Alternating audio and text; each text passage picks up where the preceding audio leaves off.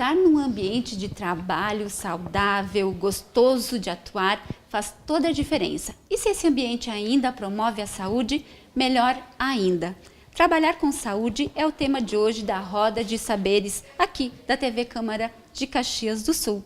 Para falar sobre esse tema, convidamos André Porman, médico do trabalho, Vânios Corte, auditor fiscal do trabalho, e Rosângela Stein, profissional da educação física e proprietária da Rofit Studio Personal. Sejam todos bem-vindos. Doutor André, a medicina do trabalho atua na prática como? Bom, a medicina do trabalho ela é responsável pelos sistemas de saúde e segurança do trabalhador, enquanto atuando em alguma atividade remuneratória ou não. Ela procura adequar a condição de saúde do funcionário à atividade proposta. E ou seja, toda vez que um funcionário, um trabalhador vai ingressar numa empresa, no ambiente público, passa pela avaliação do médico do trabalho. A princípio, todos os funcionários que são CLTistas, regidos pela CNT, é obrigatório essa situação de terem uma avaliação médica antes de começarem sua atividade laboral. Vânios, esse trabalhador tem que adotar alguns cuidados, mas também o empregador precisa dar subsídios para que o trabalhador, então, tenha mais saúde no ambiente de trabalho. A legislação de que fala o doutor André, ela observa isso. Na verdade, Vânia, a legislação, né, ela prevê, vamos dizer assim, requisitos de segurança do trabalho que o empregador tem que adotar. O empregador é o grande responsável por estabelecer um ambiente de trabalho confortável e seguro. Ele só pode se estabelecer em alguma atividade se tiver tomado esses cuidados. Isso na teoria, na prática não é bem assim, né? A gente sempre que fala em segurança do trabalho, fala, mas o trabalhador não usou equipamento de proteção. Como se a responsabilidade maior fosse do trabalhador. E isso, na escala de segurança do trabalho, está em último lugar. Em primeiro lugar está a proteção coletiva, né? Ou seja, o empregador tem que adotar medidas de proteção coletiva para que o trabalhador nem precise usar EPI. Né? Ele só vai usar o equipamento de proteção individual nos casos onde não for possível a proteção coletiva. E, infelizmente, a gente inverte isso. A gente põe como primeira responsável pela segurança o próprio trabalhador. Então, assim, ele não usou o capacete, aí ele caiu do 10º andar, bateu a cabeça e morreu. Se ele tivesse usado o capacete, ele também morreria se caísse do 10º andar. O problema é que teria que ter um sistema de proteção coletiva que impedisse ele de cair. Né? Ele colocou a mão dentro de uma máquina e perdeu os dedos. Né? Ela tinha que usar uma luva, não ia adiantar usar luva. O que a máquina tem é que está impedida, né? Impedir o acesso do membro do trabalhador a esse local. Então, a gente dá muito pouca pelota para a proteção coletiva e responsabiliza muito a vítima, que é o trabalhador.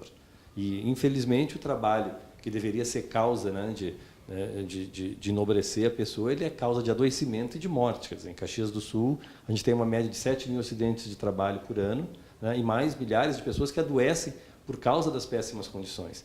Então, acho que é importante a gente distinguir isso, dizer aonde e de quem são as responsabilidades hierarquicamente.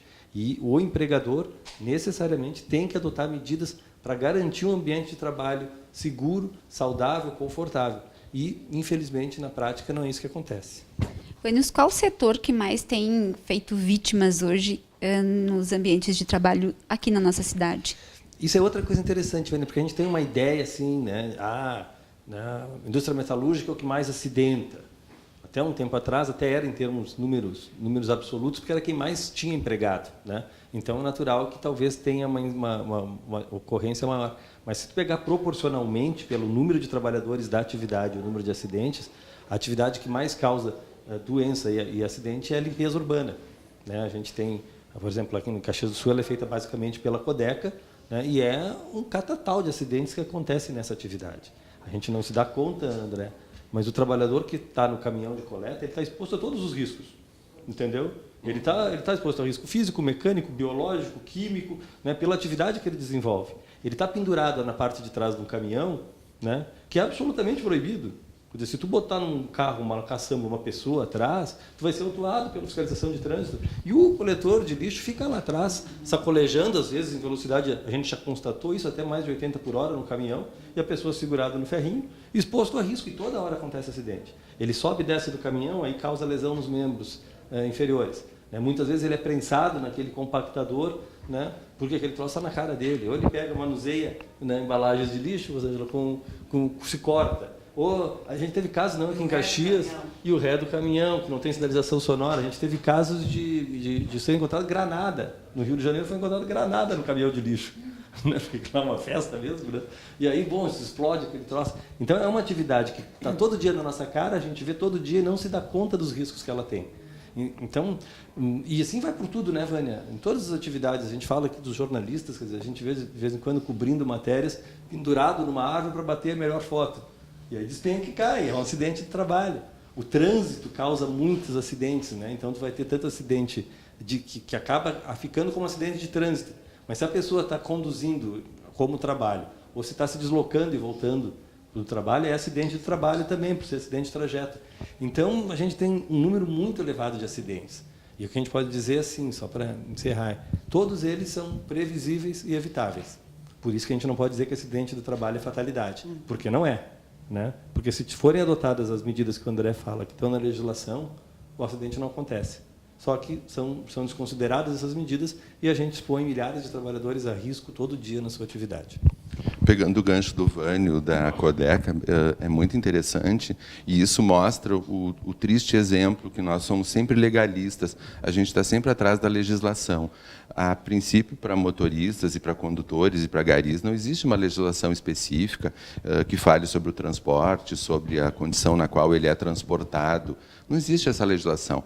Mas é tão evidente o risco que ele está correndo, é uma coisa tão brutal e tão gritante para nós, que nós ficamos assim, a gente orienta os empregadores, nós orientamos, tem que fazer, não pode ocorrer essa situação, mas não tem legislação, então, né, não existe lei, não existe regra, fica por isso mesmo. Teria de disciplinar esse processo e buscar alternativas. Exatamente. A legislação até nos, e o Vânios pode me ajudar nisso, até nos impõe uma certa responsabilidade em relação a essas denúncias ao empregador, mas ela não é muito clara em relação a isso. Nós orientamos, nós mandamos e-mail, mandamos carta, registramos, mas o empregador se esquiva porque não há uma legislação específica. Isso é muito ruim na saúde do trabalhador, né? A gente vê, e a legislação não tem condições de abarcar todos os setores de trabalho, todas as atividades, todas as profissões.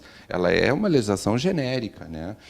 Rosângela, o que então a gente pode fazer para prevenir do ponto de vista da educação física, dos cuidados com o corpo? Bom, vou falar um pouco para ti de como eu atuo nas empresas, né? A ginástica laboral ela é conhecida como uma aula de massa, de grupo coletivo. Não é o perfil do meu trabalho. Meu trabalho eu atuo em grupos específicos, tá? Justamente preocupada com os acidentes de trabalho, alertando e prevenindo o colaborador em relação a exercícios que melhorem a atenção, o nível de preparo. Às vezes eles dizem para mim, mas Rô, eu não quero dancinha.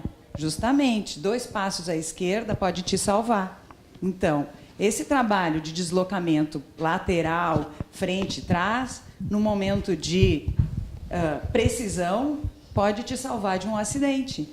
E a gente vai alertando e vai observando também nos corredores, no chão de fábrica, tu vai criando um feeling para traçar aquele perfil que já tu tem que alertar com mais frequência, ou porque a gente fica sabendo do cotidiano daquele colaborador que não dorme direito, tem uma preocupação em casa. Então, eu trabalho muito olho no olho. Não é aquele serviço, fez 15 minutos, virou as costas e vai embora. Não. Nós atuamos com exercícios específicos, tá? Para cada grupo e sempre com um trabalho de alerta. É bem personalizado. Bem personalizado. Tanto que hoje o meu estúdio existe em função de eu gostar de trabalhar com o problema, com a dor, com o desconforto, com a lesão. Então, eu fui buscar subsídios e informação, porque a minha especialização é em educação postural. Então, não adianta eu implantar uma ergonomia se eu não educar aquele colaborador para uso daquela ferramenta de forma correta. Então, botei lá um maquinário, botei na altura ideal, como manda a legislação, mas e a minha educação? Então, eu trabalho os 2 lados. Eu trabalho para o empregador e trabalho pro empregado. Tá? E o que você vê assim de maior incidência, assim, dores? Onde mais o trabalhador que tu atende hoje sente dor? Dor no corpo por má postura? Sempre é a região lombar. A lombar é a incidência maior, até pelas empresas que eu atendo. Então, a dor lombar é a que mais temos problemas. Mas daí tem vários fatores que a gente vai avaliando, vai orientando, vai educando, posição de dormir, má postura no dia a dia. Então, a gente vai dando toda aquela informação. O meu trabalho é muito educativo, Vânia. É muito educativo. Então, a gente vai trabalhando toda a educação do colaborador, inclusive a alimentação. Porque a gente sabe que alguns acidentes, conforme o horário do colaborador, acontecem em horários de pico glicêmico, né, doutor? Então, mais sonolência, o prato do meio-dia é mais do carboidrato. Então, a gente vai dando toda essa informação de uma forma muito lúdica, muito próxima. Inclusive, eu não tenho dificuldade nas empresas do colaborador participar das aulas, é uma facilidade muito grande. Eu chego, todos vêm ao meu encontro, já vêm com a queixa, eu já estou com o remedinho na minha mochila, eu levo minha ferramenta. Então, eu tenho sempre uma massagem para fazer, que tu já me conhece, uma massagenzinha para fazer, uma atenção, porque às vezes é conversar, é um carinho, é uma troca de afeto, não é simplesmente tu chegar ali e traçar um exercício mecânico. Eu não posso fazer isso, eu não consigo, isso não é o meu perfil. Né? E às vezes as próprias tensões psicológicas ali do momento interferem no corpo. O estresse, assim, é o desencadeador da maioria dos problemas, né? Então, eu mulher, por exemplo, né, a empregada da mulher, deixa em casa seu filho, né, na escolinha ou com alguém e vai para o trabalho. Já deixou a metade do pensamento em casa. Chega lá e até começar, e como que eu vou trabalhar isso? Aí já vem, ai, prof, hoje eu estou com tal problema. Daí tu troca uma ideia, tua experiência já é grande, dá uma dica, e aí vai amenizando, e vai amenizando. Quando vê tudo, se acomoda. Mas eu sempre, assim, é um perfil meu, eu não sou da área da segurança do trabalho, mas é um perfil muito meu, eu uso todos os equipamentos nas empresas que eu atuo, sapato, óculos, protetor auricular. Eu já vou limpando o território se eu encontro alguma coisa que possa oferecer perigo. E na saída sempre dou retorno para o profissional da segurança que encontrei determinado perigo dentro da empresa. Obstáculos. Até às vezes bem complicados. Ou então a operação, o operar aquela máquina daquela maneira está errado. Então vamos ter que mudar. Rosângela, todos podem fazer ginástica laboral? Todos. Inclusive, eu gosto muito de chamar o diretor da empresa, né? Se me permitem, conversar com o diretor da empresa, me apresentar e explicar o meu trabalho. Porque se eu começar de cima para baixo, flui. Agora, de baixo para cima, é sempre... Mas por quê? Por que eu vou parar? Eu posso fumar um cigarro nesse intervalo, né? Eu posso ficar no banheiro e dormir durante 10, 15 minutos. Alguns têm essa opção. Acabou a aula, eu vou procurar essa pessoa. Onde é que ela está, ou por que ela não veio, vou tentar trazer. Né? Então, a gente faz... E qual que é o tempo, um bom tempo para a ginástica laboral? A execução dura em torno de 10, 15 minutos. Tá? Tudo depende de cada empresa. Sua produção, seu tempo de pausa, sua organização, o tipo de ginástica. Bom, ginástica faz bem e a gente hoje conversa sobre trabalhar com saúde aqui na Roda de Saberes. Estamos com o Dr. André Porman, o Vânios Corte, que é auditor fiscal do trabalho, e a Rosângela Stein, profissional de educação física e proprietária da Rofit Studio Personal. Fique conosco. Você já parou para pensar que a Câmara é o espaço mais democrático da cidade? São diferentes partidos e pensamentos, muitas ideias. E a população pode discutir assuntos de seu interesse sem falar nas audiências públicas, que são um espaço para a população se manifestar. Aqui, quem soma e faz acontecer é a comunidade.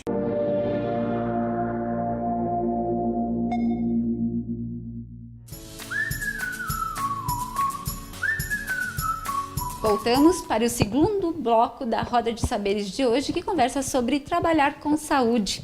E eu pergunto, doutor André, qual é a principal doença assim que bate à sua porta, que o senhor constata hoje em Caxias do Sul, doença decorrente do trabalho? Nós vivemos no momento 2 grandes epidemias, não só em Caxias, no Brasil e no mundo, né? A primeira grande epidemia, que são as doenças ortopédicas, decorrentes todas da má condição de trabalho, um somatório de um trabalho inóspito, associado a uma condição ruim de trabalho, a um planejamento das empresas e dos setores de trabalho ruins, e isso faz com que os trabalhadores penem, né, com excesso de peso, excesso de movimentos, ou seja, sem um planejamento adequado do ponto de vista da ergonomia, né? Os fluxos de trabalho também são muito complexos na grande maioria das empresas. E o segundo grande tema de doenças são as doenças mentais, né? Que são aquelas que são, né, já ultrapassou todos os limites da doença, daí a pessoa adoece mentalmente, né? Que é o estresse laboral, que é a depressão, enfim, a frustração. Hoje em dia se desenha nesse nosso país uma perversidade muito grande com o trabalhador, né? Associado a todo um projeto político de mudança da legislação trabalhista. Veja bem que a mudança da legislação trabalhista em nenhum momento trouxe nenhum item de segurança e saúde do trabalhador. Ela não mudou em tudo, menos nisso, que talvez tivesse sido a coisa mais importante para nós pensarmos, né, e para nós repensarmos nesse nosso país. E isso que as mudanças também, nos tipos de funções, há muita mudança. O tempo hoje é outro, né, doutor? Hoje, por exemplo, a gente vai para casa e continua trabalhando. Exatamente, exatamente. Mas aí é um trabalho diferente, porque é um trabalho prazeroso, né? Aquele trabalho que é prazeroso, que é não remuneratório, que é uma escolha da pessoa, deixa de ser um trabalho, passa a ser um lazer. Né? A dona de casa que cuida da sua casa e que lava a sua roupa, enfim, faz comida, tu vê que ela adoece muito pouco, porque ela tem prazer na sua atividade. Isso é claro na literatura mundial, né? Os nossos trabalhadores, empregados, CLTistas, que têm uma jornada dura de trabalho, uma relação de perversidade com esse empregador, porque há uma perversidade muito grande, esse trabalhador adoece, porque ele necessita daquele rendimento, ele se submete àquela condição, porque é isso ou demissão, e há um momento que essa resiliência dele se rompe. Inicialmente se rompe na questão física, evidentemente, ou na ortopedia, ou na doença ortopédica, e, por final, se rompe na questão mental mesmo, né? Que é o último momento que ele consegue, enfim, dar uma resposta a essa situação dessa relação ruim para ele, né? É uma pressão tamanha que, às vezes, ele tem que ficar, como eles chamam, encostado, acaba não podendo mais trabalhar por um período. Exatamente. A busca do auxílio-doença, tanto no INSS, isso do trabalhador formalmente contratado, é um momento no qual ele tem o seu espaço de recuperação, né? Mas o próprio INSS, além de tratar muito mal o seu segurado, e nós enfrentamos isso no dia a dia como médicos, né, considerando a pessoa inapta para a sua atividade, encaminhando ao INSS, o próprio INSS tem muita dificuldade de reconhecer a doença do trabalhador e as doenças do trabalhador, tratando muito mal os seus segurados, e não fazendo o que tem que fazer, que é promover a saúde, né? Ele dá o período de descanso ao funcionário e depois tem que fazer o processo de reabilitação deste funcionário para que ele retorne à sua atividade. Simplesmente o INSS dá alta e manda o cara trabalhar. E nós sabemos que não é dessa forma. Ninguém para 60, 90, 200 dias de trabalho e depois volta ativa. Nós não somos máquinas. Nós temos um período de readaptação à atividade laboral. O INSS não cumpre com a sua parte e nos entrega um trabalhador semi-recuperado, semi-preparado para voltar ao mercado de trabalho. Volta e logo adiante adoece de novo. Exatamente. Nós temos um risco de, em 30, 60 dias, um retorno ao INSS imenso. Imenso é o nosso risco, exatamente por ele não estar preparado. Quanto mais longo o afastamento da empresa, mais difícil a readaptação desse funcionário à atividade laboral dele. Por uma questão física, né? A questão do horário, a questão da alimentação, a questão do ritmo de trabalho, né? A pessoa tem que se adaptar aos poucos a isso. E não há, do INSS, nenhum reconhecimento disso. Vânios, mas também tem entidades que têm se preocupado um pouquinho mais com essa promoção da saúde e esse cuidado que o doutor André também está dizendo que é necessário. O Ministério observa isso, há sindicatos que se voltam para isso e que atuam junto com vocês, que são fiscais? Infelizmente, muito pouco, né, Vânia? Infelizmente, a realidade é que segurança do trabalho não é prioridade para quase ninguém, né? Não é prioridade para o empregador, que deveria, né, ser o principal potencializador disso, e até porque não é prioridade, porque aqui, ao contrário de outros países, as indenizações são pequenas. Se tu inutilizar um trabalhador, e todo dia tem trabalhador sendo inutilizado, sendo jogado para fora do mercado de trabalho, né, por lesão, por doença, né, a responsabilidade é muito pequena. 7 mil acidentes de trabalho, uma média. 7 mil registrados. Registrado. Que são os formais, né? Ou seja, que faz a tal da CAT, que faz todo esse... Que é a comunicação de acidente de trabalho. Que, na verdade, infelizmente, ela só é feita quando tem afastamento. Porque se tu torce o pé, né, que deveria fazer a CAT em relação a isso, até para tu poder ter um cronograma de pensar, não, se tem muitas pessoas torcendo o pé, é porque eu tenho um problema, então eu tenho que adequar. Tu não faz CAT, tu não faz procedimento nenhum para isso. Tu só faz CAT quando a pessoa vai para o benefício, né, que a gente estava falando dos afastamentos. Aí, isso dos benefícios, que o André estava falando, é interessante, porque às vezes a pessoa vai para o benefício, permanece, né, em benefício determinado tempo, o INSS diz, não, agora está apto para trabalhar, e ela volta para a empresa. Só que para ela voltar para a empresa, ela tem que passar por um exame médico, que é o exame de retorno. E o médico da empresa diz, não, tu não está apto. Muitas vezes acontece isso. Aí a pessoa fica sem o benefício e não consegue voltar à empresa. Porque o INSS diz que ele tem que voltar, o médico da empresa diz que não ainda. Tá apto, o médico da empresa diz que ele não está apto, e ela fica no limbo, sem receber de um lugar e de outro. Acarreta o quê? Né? A doença mental. Porque a pessoa se sente um inútil, se sente um imprestável, que não pode, né? Um diz que não está doente, o outro diz que está, e a responsabilidade é dela. Então a gente está criando, Vânia, né? Está gerando, né, um contingente muito grande de pessoas com problemas decorrentes do trabalho. Trabalho que deveria ser fonte de satisfação, e para quem faz o que gosta né? Exatamente. Para nós é uma satisfação. Quer dizer, eu adoro meu trabalho, eu adoro dela, tudo. Né? Agora as pessoas, infelizmente, estão sendo submetidas, né, a uma forma de trabalhar que, ao invés de gerar essa satisfação, está gerando problemas. E os problemas vão ser, né, suportados por todos nós. Como o profissional de educação física pode se colocar e contribuir para essa realidade, Rosângela? Olha, principalmente quando eu começo um programa de saúde em alguma empresa, primeiro eu tento avaliar se a empresa está preparada para receber.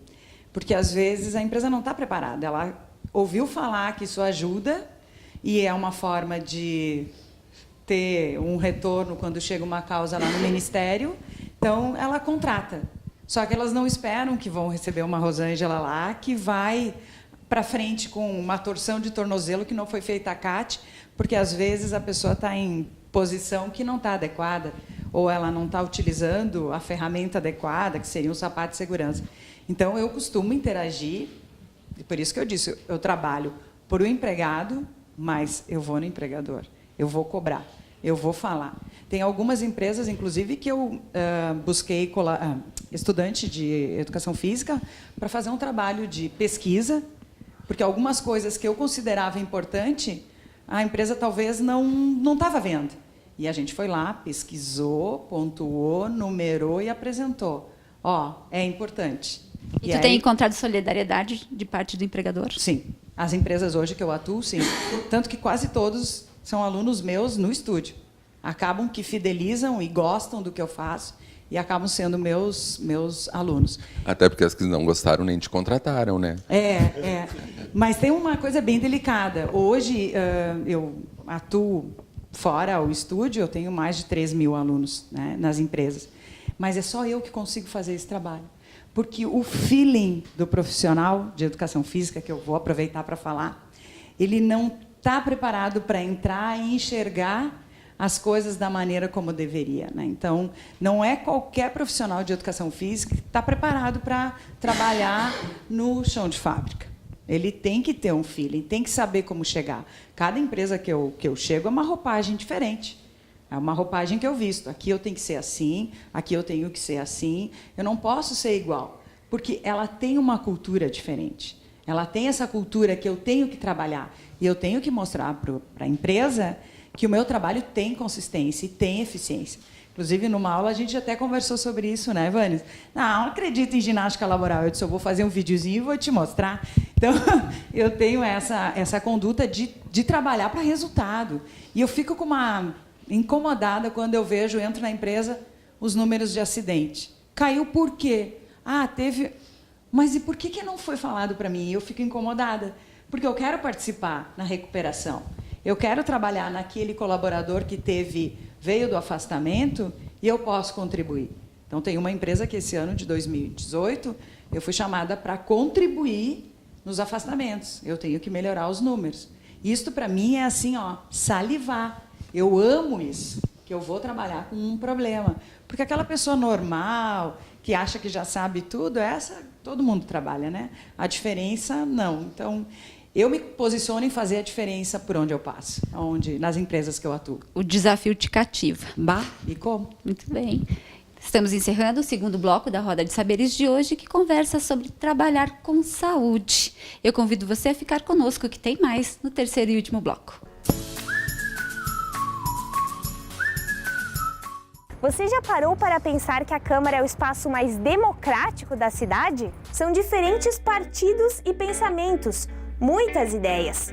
E a população pode discutir assuntos de seu interesse sem falar nas audiências públicas, que são um espaço para a população se manifestar.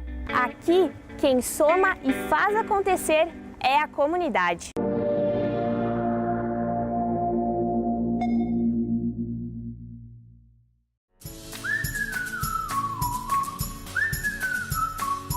Voltamos com a Roda de Saberes. Estamos no terceiro e último bloco deste programa que fala sobre trabalhar com saúde. E hoje, agora, a gente tem uma dica no Anote Aí, que é o site do Ministério da Saúde, que traz algumas informações sobre o cuidado com a saúde do trabalhador e também com a saúde de qualquer cidadão. A gente, então, o portal do Ministério da Saúde é portal.ms.saude.gov.br. E a gente também tem uma matéria sobre um programa aqui do município de Caxias do Sul, que é um programa feito por servidores, tanto servidores públicos do município, quanto aqui da Câmara Municipal de Caxias do Sul, que é o Bem Viver. E a gente vai acompanhar algumas atividades, como a ginástica e também passeios e oficinas que esse programa desenvolve. Vamos acompanhar? Saúde, alegria e ânimo ajudam a transformar o ambiente de trabalho para melhor. Há uma década, pensando nesse propósito e com a intenção de prestar um serviço ainda mais qualificado à população, os servidores da Prefeitura e da Câmara de Caxias do Sul lançaram uma semente chamada Bem Viver. A ideia nasceu em 2007. É um programa de qualidade de vida que estimula o funcionalismo a participar de oficinas, exercícios físicos, palestras e prevenção. Bom, no início foi toda uma construção que aconteceu com as secretarias, né? Todas as secretarias do município participaram e a ideia era que a gente tratasse com questões de prevenção, né? Então, entendia-se que o servidor, ele por ser um prestador de serviço para a comunidade, então muitas vezes ele ficava sem uma infinidade de ações, né? E pensando nisso, para suprir essa necessidade, é que se pensou no programa, um programa voltado especificamente para o servidor com esse intuito, né, de prevenção. Quando elas são incentivadas a saírem da sua rotina e a fazerem alguma coisa extra-trabalho, né, isso traz um benefício não só para ele, mas também para quem está ao seu entorno. Então, a gente vê muitas famílias participando, né? Então, é o servidor que leva o filho, é o servidor que leva a esposa e vice-versa, enfim. Então, por conta disso, eu acredito sim que o programa tem tudo para ter uma vida muito longa. A maioria das atividades do Bem Viver ocorre fora do horário de serviço. Algumas são gratuitas, outras pagas. Entretanto, há uma que acontece diariamente por 15 minutos durante o trabalho. É a ginástica laboral, que tem sido bem aceita por quem faz. Para mim é uma coisa que me ajuda a relaxar, me mantém mais até disposta a trabalhar. Eu acho que é bem válido. Porque a gente trabalha muito sentado. Então isso eu acho que faz toda a diferença na qualidade de vida e também do próprio trabalho, assim, de despertar a mente, e acho bem importante. Eu acho que a cervical e a lombar, que acaba machucando mais por tanto tempo sentada, e a laboral ajuda bastante. Praticando efetivamente, a ginástica laboral traz muitos benefícios. É muito bom cuidar do seu corpo, né? Afinal, você mora nele, né? E a ginástica traz muito benefício, além de fortalecimento de musculatura, fortalecimento ósseo. A ginástica traz a qualidade de vida para o servidor que trabalha o dia inteiro, trabalha todo ano, no caso, tá? E é uma atividade diferente da sua jornada de trabalho, né? Então é muito interessante que ele realize para evitar também problemas futuros com a sua saúde. Hoje, alguns servidores já colocam na agenda a programação trimestral do Bem Viver. Querem aproveitar ao máximo os cursos, os passeios pelo interior caxiense, os workshops e tudo o mais que o programa oferecer, como as brincadeiras que fazem os participantes tirarem o pé do chão. Vai levantando, Armin, assim que deu o saudoso Leandro Freire.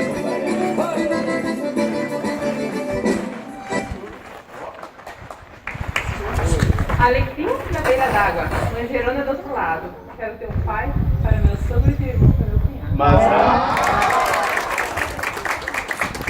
Eu gostei bastante da oficina de enfeites natalinos, que daí eu fiz os trabalhinhos manuais e até hoje uso os enfeites para dentro de casa e tal, na época de Natal. Sempre que eu posso, eu participo em todos, assim, nos passeios, nos workshops, nas palestras. Eu sou bem assídua nas atividades do Bem Viver. Traz retorno para você enquanto servidora, enquanto cidadã? Eu, assim, sou uma pessoa que busca várias coisas, assim, de o que der para aprender, eu acho que sempre é válido. E sempre a gente tem o que aprender nessas oficinas, é bem importante. O projeto tem que continuar? Com certeza! Ia fazer muita falta se saísse. Para saber mais detalhes sobre o programa Bem Viver, o fone de contato é 3218-6097, na Secretaria de Recursos Humanos e Logística, que dá suporte à iniciativa. A gente acabou de acompanhar uma reportagem, então, sobre o programa Bem Viver, que é feito por servidores do município e também aqui da Câmara Municipal e também para esses servidores.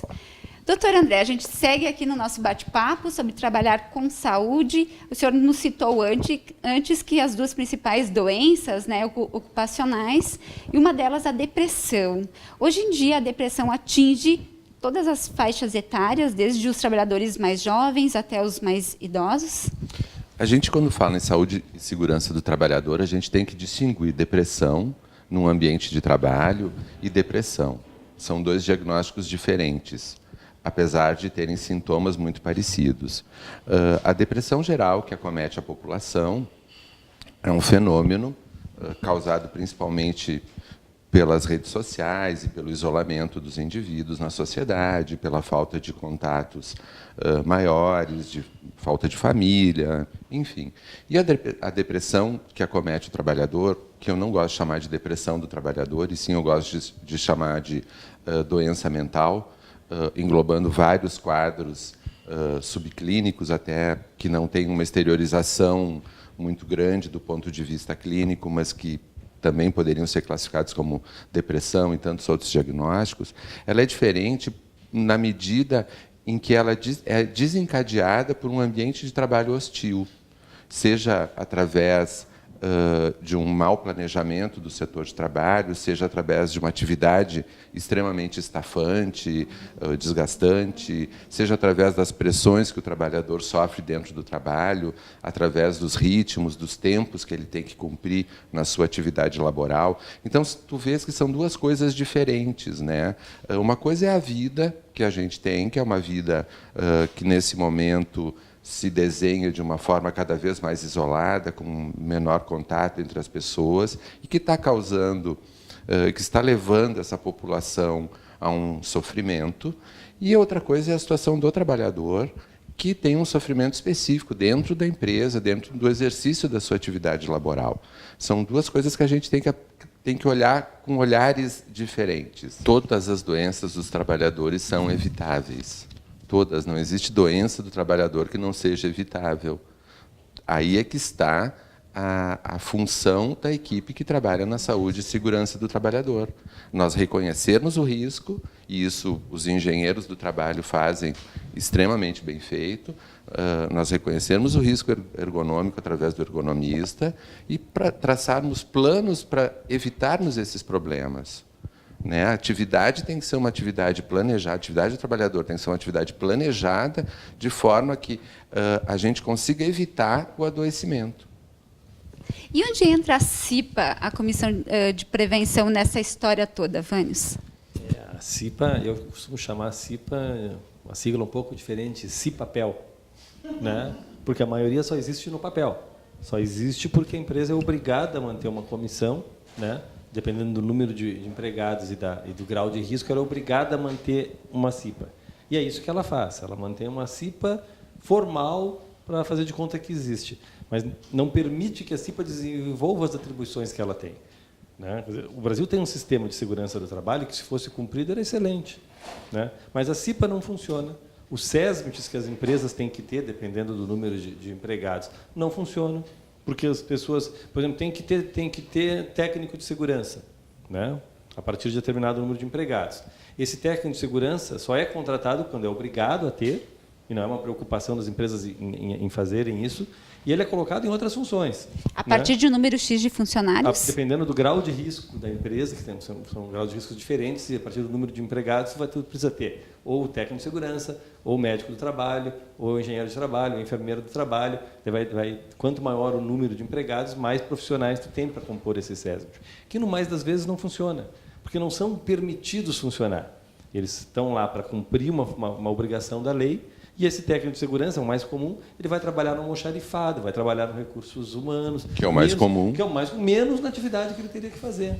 A CIPA, infelizmente, é a mesma coisa. Né? A gente fez um trabalho em Caxias do Sul com CIPAs e chegou a ser engraçado. Assim, tu via assim, atas de CIPA, né, que dizia o seguinte: a reunião da CIPA começou às 8 horas, nada havendo a tratar, encerrado. Em empresas que tinham acidente toda hora.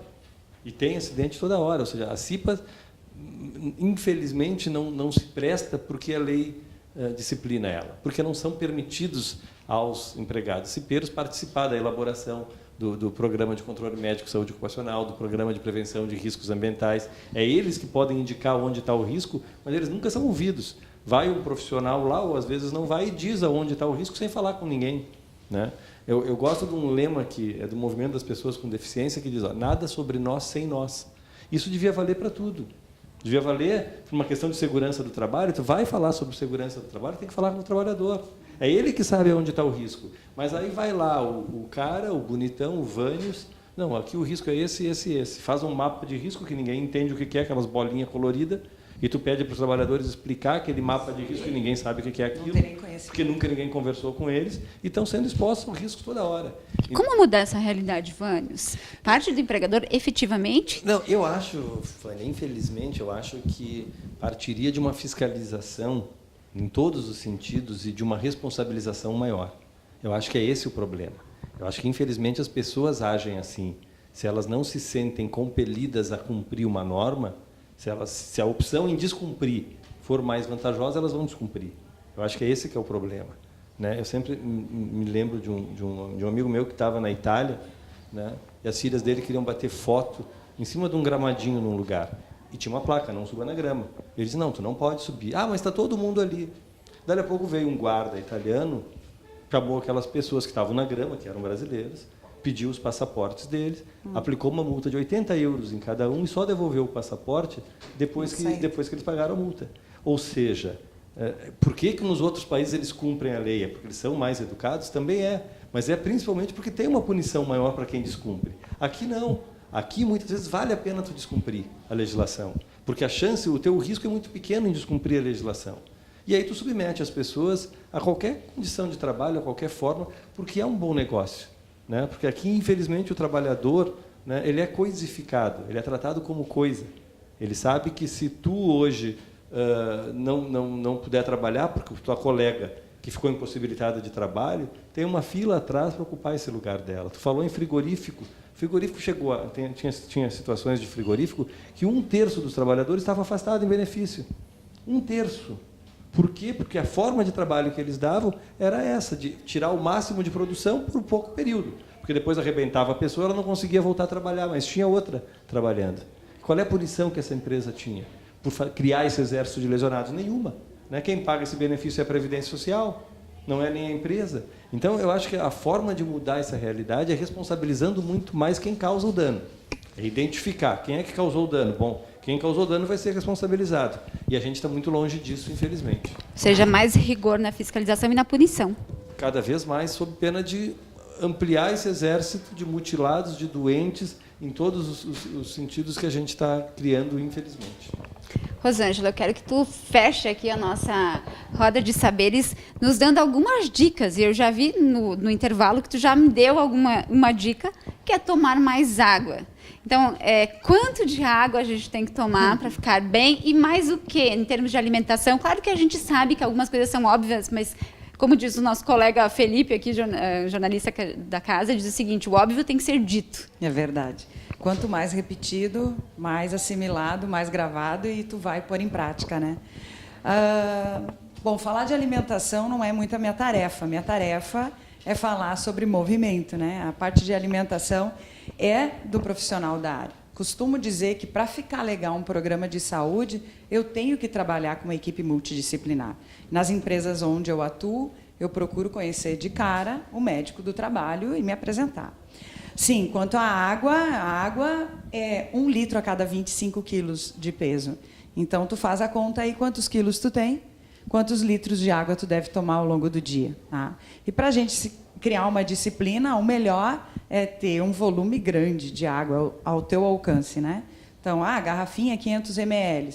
Tem que ser, no mínimo, umas 5 garrafinhas por dia, 6. Tá? Então, essa disciplina ela tem que ser adotada a risco. Tu vai sentir menos cansaço, tu vai trabalhar mais. Inclusive, nas empresas, eu falo muito da ingesta de água. Água, não chá, nem suquinho na garrafa. Água. Nem chimarrão. Não, chimarrão aí já... Eu acho até que é insalubre, né? Ter o chimarrão no ambiente de trabalho, dependendo, né? Mas a água, sim, a garrafinha de água. Então, a dica que eu deixo hoje para todo mundo, em relação dentro ou fora do ambiente de trabalho, é que se movimente. A movimentação, o exercício, está relacionado ao bem-estar físico e mental. Nós somos seres biopsicossociais. Então, a gente tem que estar interagindo e movimentando e sabendo acolher. Eu acho que o profissional de educação física hoje tem que ser um pouco mais acolhedor, não tanto fitness, mas sim qualidade de vida, que é a minha chamada. Tá? E bom, uma caminhadinha faz bem. Faz ótimo, faz bem sempre. Ainda mais em Caxias, né? Quase não sobe morro. Tá certo. Bom, chegamos ao final da Roda de Saberes de hoje. Eu quero muito agradecer a presença do Dr. André Porman, médico do trabalho, ao Vânios Corte, auditor fiscal do trabalho, a Rosângela Stein, profissional de educação física e proprietária da Rofit Studio Personal. Eu agradeço a sua companhia e também convido a dar sugestões para fazermos juntos a Roda de Saberes. Envie sugestões, dicas, críticas para o e-mail imprensa@camaracaxias.rs.gov.br. Obrigada pela companhia. Até o próximo programa.